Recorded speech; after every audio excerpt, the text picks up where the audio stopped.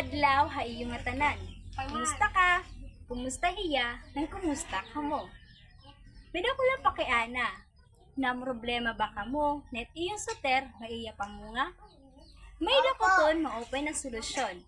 Amoy ni ang pagmamarkot. So yan na adlaw. Tututuan ko kamo kung paano magmarkot in suter. Ready na ba kamo? Handa na ba kamo? Ano pa? Tara na, magmarkot kita. Asya ni ang ato mga gagamiton na mga materyales. Una, tuna na mahulus-hulus, cellophane, tela na panhigot, yun ang pinaka-importante, ang cutter. Kinahanglan na pumili kitang himsog, medyo matigang nga sangati kang hapuno.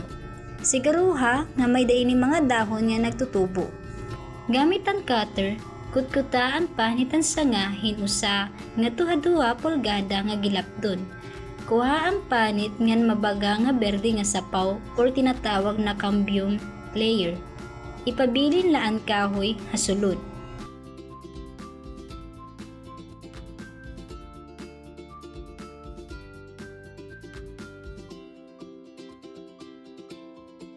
Gamit ang mahulus-hulus na tuna, tao din haging kuhaan himpanit nga paratihan sanga.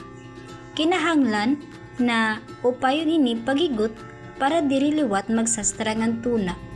Hindi, kumaputi ya talaga nga tuhan naging panitan na sanga. Kinahanglan liwat na butangan natin cellophane himpalibot para diri mag-evaporate ang moisture content na aada hasulod ang tuna. Nga para giha para makagawas na hangin. Katimahini na proseso, kinahanglan nat liwat maghulat hinusa o duha ka bulan depende hang klase hang tanom. Ang mga gamot makikitan hasulod hang plastik kung andam na. So ang mga napakiana kung anon marketing, it is also known as air layering. It is a vegetative plant propagation technique that encourages root growth on a stem while it is still attached to the parent plant. So mga benepisyo ini, high success rate, faster maturity, no need for rootstock, preserves genetic traits, simple technique, and less stress to plant. Nato, damo na salamat. Punta, may da kamo nahibaruan, ini nga video.